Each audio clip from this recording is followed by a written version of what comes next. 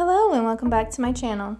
For this video I am using several of the Spellbinders dies today, and these are from the Pie Perfection collection. So for this first one I have Serve a Slice, and I'm also going to be using Delicious Decorations. I'm actually only showing one card, but I did three. Each one is pretty close to the same thing, just different colors and fruit toppings. So here I have my pie crust, and I have die cut it from some, I don't know, I think it's pretty generic cardstock. This is just a tan color. I felt like that would look good for the crust.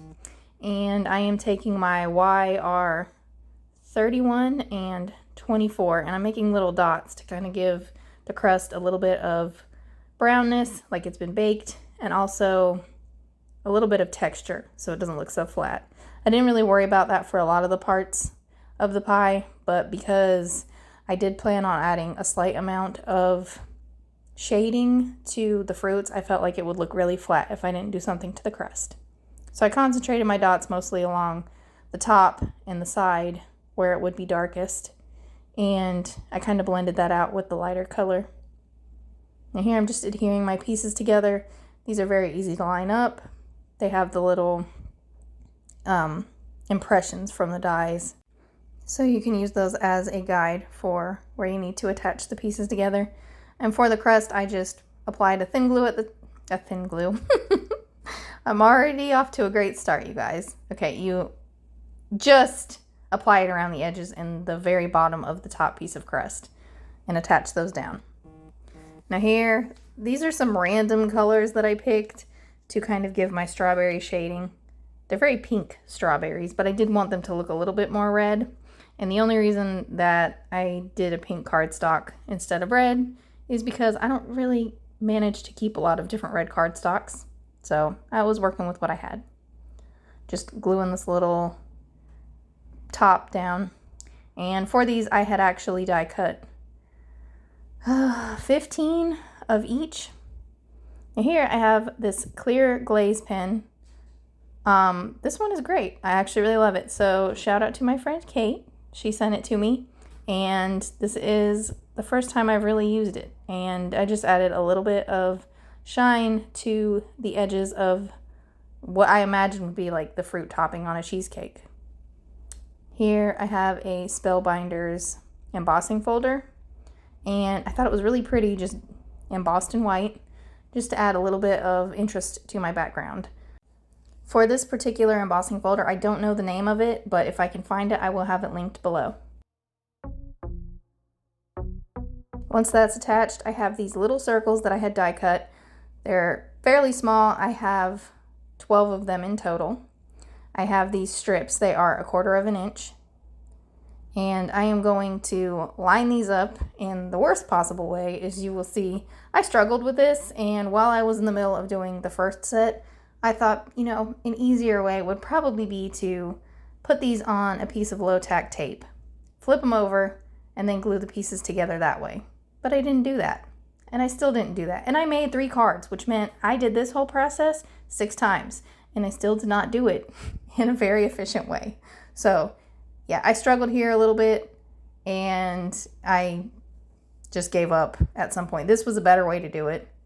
The other way I had the die cut pieces flipped face down, and this way I had them face up. Made a whole lot more sense to do it. Still would have been easier with some low-tack tape. So if you do that, don't make it difficult on yourself. I'm just going to apply some liquid glue to the circles and the little strip right above those, and then I'm going to try to center it as best as I can on the very edge of the top of my card, and then I'm going to do the same thing. Whoops, circle popped off. I'm going to do the exact same thing to the bottom. So the bottom and top edges will look pretty much the same, with the exception of the little discrepancies between spacing on my circles that I'm guessing you probably don't really notice. I kind of noticed it, but if I had done it a better way to start with, this wouldn't be a problem.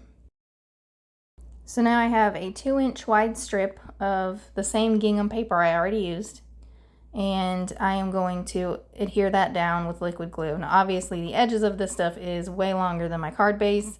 I will be trimming it off. That's why I kind of laid the 2-inch wide strip over my card base, so that I didn't have sticky scissors by the time I got around to cutting these pieces off. Now I have also cut out 2 1/4-inch strips of white cardstock, and I am going to adhere them along the top and the bottom of my 2-inch strip.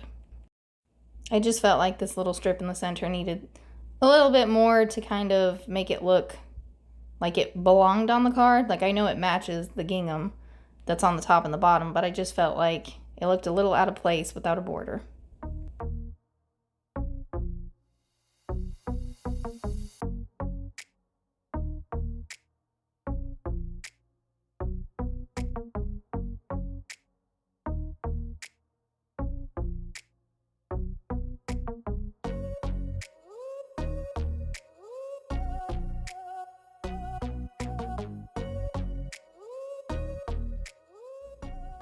Now, using the fork die and the plate die from the Dish It Up die set from that same Pie Perfection collection, I am using white cardstock, and I cut the plate out, and then I have this sort of grayish color cardstock, and I cut the fork out. Now I'm just trimming away the excess paper from the left and the right side of the card.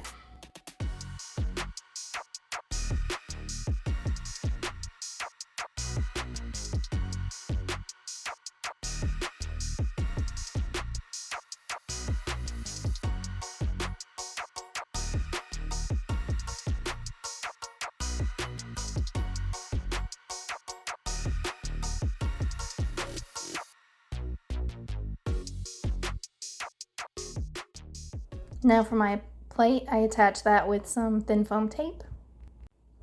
Very unlike me, I did not add anything as far as decoration to the plate, and I didn't even add any shadows for where the cheesecake would sit.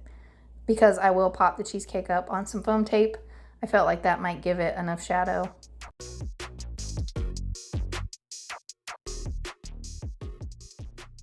Before I add too much bulk to the card, I decide I'm going to attach my berries to the little circles. And I'm just alternating the way they face, just because I thought that would make a more interesting and cuter design.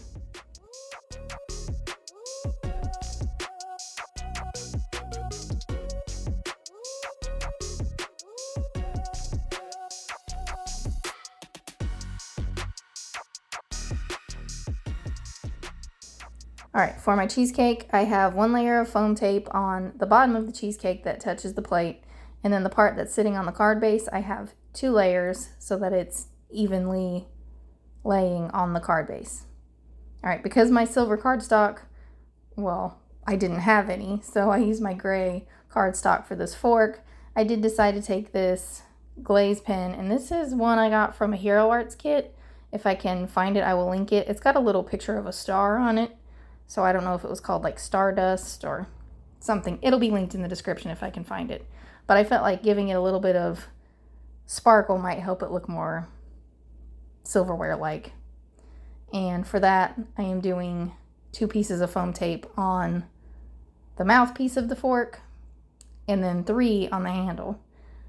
And that was just to ensure that it laid correctly. If I had only done 2 on the handle, it would have been pushed down a little bit and it would have looked weird. Finishing touches, I'm just adding a strawberry on top of my cheesecake, and then 2 on the plate. Now this I did have to play around with the amount of foam tape and liquid glue to get them to lay right. But I think I did 3 originally and it was just too much, so I went back down to 2. I decided to leave this card without a sentiment because I really wasn't sure what I wanted to put, and if I don't put a sentiment on it now, I can pick whatever occasion I want to use it for next time. Now, I did do 2 additional cards, so I have this cherry cheesecake one, which was actually the first one I made, and this blueberry cheesecake one. So which one's your favorite? I can't really decide. I just like them all for different reasons. Thank you all so much for watching. I'll be back with another video soon. Bye!